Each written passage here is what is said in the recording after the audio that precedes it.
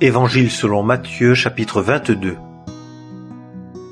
Et Jésus, répondant, leur parla encore en parabole, disant : Le royaume des cieux a été fait semblable à un roi qui fit des noces pour son fils, et envoya ses esclaves pour convier ceux qui étaient invités aux noces, et ils ne voulurent pas venir.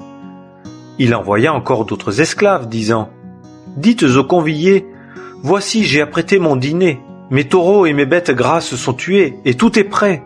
Venez aux noces. Mais eux, n'en ayant pas tenu compte, s'en allèrent, l'un à son champ et un autre à son trafic, et les autres, s'étant saisis de ses esclaves, les outragèrent et les tuèrent. Et le roi, l'ayant entendu, en fut irrité. Et ayant envoyé ses troupes, il fit périr ces meurtriers-là et brûla leur ville. Alors il dit à ses esclaves : Les noces sont prêtes, mais les conviés n'en étaient pas dignes. Allez donc dans les carrefours des chemins, et autant de gens que vous trouverez, conviez-les aux noces. Et ces esclaves-là, étant sortis, s'en allèrent par les chemins, et assemblèrent tous ceux qu'ils trouvèrent, tant mauvais que bons, et la salle des noces fut remplie de gens qui étaient à table. Et le roi, étant entré pour voir ceux qui étaient à table, aperçut là un homme qui n'était pas vêtu d'une robe de noces. Et il lui dit : Ami, comment es-tu entré ici sans avoir une robe de noces ? Et il eut la bouche fermée. Alors le roi dit au serviteur : Liez-le pieds et mains, emportez-le et jetez-le dans les ténèbres de dehors. Là seront les pleurs et les grincements de dents. Car il y a beaucoup d'appelés, mais peu d'élus. Alors les pharisiens vinrent et tinrent conseil pour l'enlacer dans ses paroles. Et ils lui envoient leurs disciples avec les Hérodiens, disant : Maître, nous savons que tu es vrai, et que tu enseignes la voie de Dieu en vérité, et que tu ne t'embarrasses de personne, car tu ne regardes pas à l'apparence des hommes. Dis-nous donc, que t'en semble ? Est-il permis de payer le tribut à César, ou non ? Et Jésus, connaissant leur méchanceté, dit : Pourquoi me tentez-vous, hypocrite ? Montrez-moi la monnaie du tribut. Et ils lui apportèrent un denier. Et il leur dit : De qui est cette image et cette inscription ? Ils lui disent : De César. Alors il leur dit : Rendez les choses de César à César, et les choses de Dieu à Dieu. Et l'ayant entendu, ils furent étonnés, et le laissant, ils s'en allèrent. En ce jour-là, des Sadducéens qui disent qu'il n'y a pas de résurrection vinrent à lui et l'interrogèrent, disant : Maître, Moïse dit : Si quelqu'un meurt n'ayant pas d'enfant, son frère épousera sa femme et suscitera de la postérité à son frère. Or il y avait parmi nous 7 frères, et le premier s'étant marié mourut, et n'ayant pas de postérité, il laissa sa femme à son frère. De la même manière, le second aussi, et le troisième, jusqu'au 7e. Et après eux tous, la femme aussi mourut. Dans la résurrection donc, duquel des 7 sera-t-elle la femme, car tous l'ont eue ? Et Jésus répondant leur dit : Vous errez, ne connaissant pas les Écritures, ni la puissance de Dieu. Car dans la résurrection, on ne se marie ni on n'est donné en mariage, mais on est comme des anges de Dieu dans le ciel. Et quant à la résurrection des morts, n'avez-vous pas lu ce qui vous est dit par Dieu, disant : Moi, je suis le Dieu d'Abraham, et le Dieu d'Isaac, et le Dieu de Jacob. Dieu n'est pas le Dieu des morts, mais des vivants. Et les foules, ayant entendu cela, s'étonnèrent de sa doctrine. Et les pharisiens, ayant ouï dire qu'il avait fermé la bouche aux Sadducéens, s'assemblèrent en un même lieu.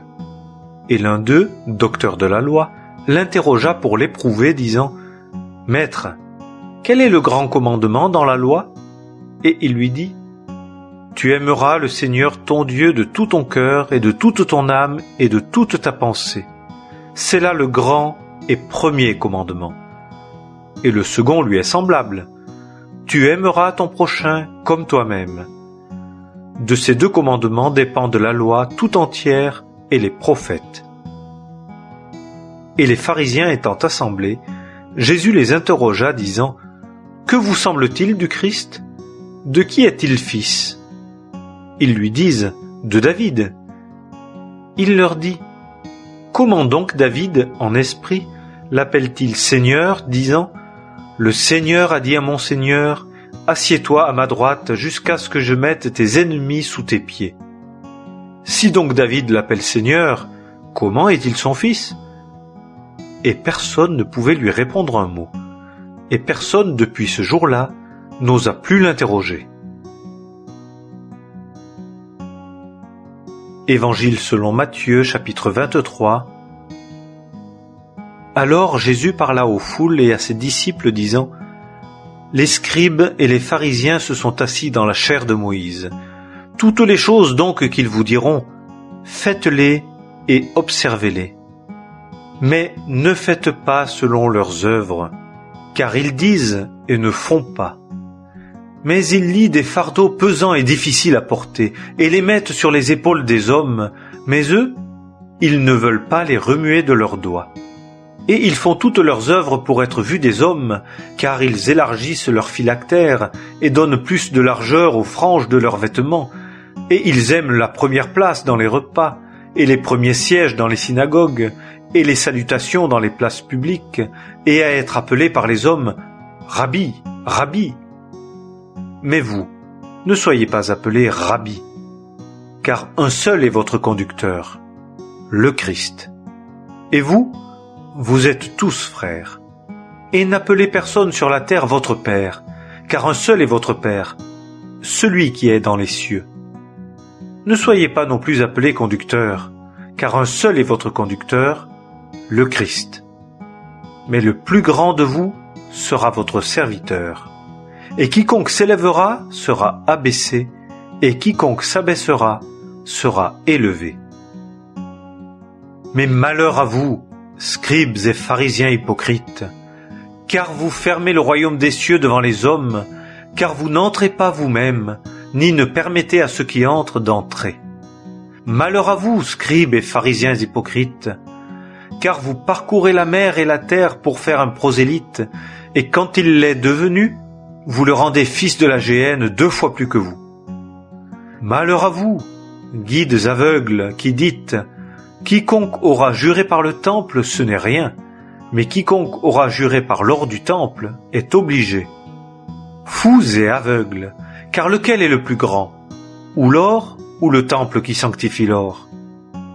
Et quiconque aura juré par l'autel, ce n'est rien, mais quiconque aura juré par le don qui est dessus est obligé.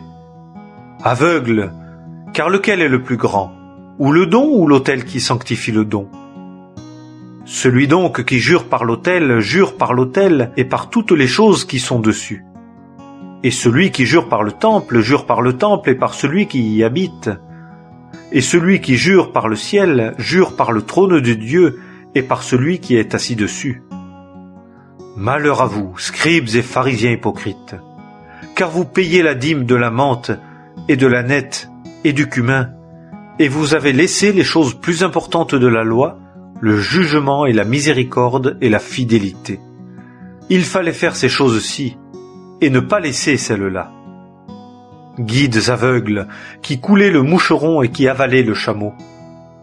Malheur à vous, scribes et pharisiens hypocrites, car vous nettoyez le dehors de la coupe et du plat, mais au-dedans ils sont pleins de rapines et d'intempérance. Pharisiens aveugles, nettoie premièrement le dedans de la coupe et du plat, afin que le dehors aussi soit net. Malheur à vous, scribes et pharisiens hypocrites, car vous ressemblez à des sépulcres blanchis qui paraissent beaux au dehors, mais qui, au dedans, sont pleins d'ossements de mort et de toutes sortes d'impuretés. Ainsi vous aussi, au dehors vous paraissez justes aux hommes, mais au dedans, vous êtes pleins d'hypocrisie et d'iniquité. Malheur à vous, scribes et pharisiens hypocrites, car vous bâtissez les tombeaux des prophètes et vous ornez les sépulcres des justes, et vous dites « Si nous avions été dans les jours de nos pères, nous n'aurions pas pris part avec eux au sang des prophètes. » En sorte que vous êtes témoins contre vous-même que vous êtes les fils de ceux qui ont tué les prophètes. Et vous, comblez la mesure de vos pères. Serpents, race de vipères, comment échapperez-vous au jugement de la géhenne? C'est pourquoi, voici, moi je vous envoie des prophètes, et des sages, et des scribes, et vous en tuerez, et vous en crucifierez, et vous en fouetterez dans vos synagogues, et vous les persécuterez de ville en ville, en sorte que vienne sur vous tout le sang juste versé sur la terre, depuis le sang d'Abel le juste, jusqu'au sang de Zacharie, fils de Barachi, que vous avez tué entre le temple et l'autel. En vérité, je vous dis, toutes ces choses viendront sur cette génération. Jérusalem, Jérusalem, la ville qui tue les prophètes et qui lapide ceux qui lui sont envoyés. Que de fois j'ai voulu rassembler tes enfants, comme une poule rassemble ses poussins sous ses ailes, et vous ne l'avez pas voulu. Voici, votre maison vous est laissée déserte, car je vous dis, vous ne me verrez plus désormais, jusqu'à ce que vous disiez, béni soit celui qui vient au nom du Seigneur.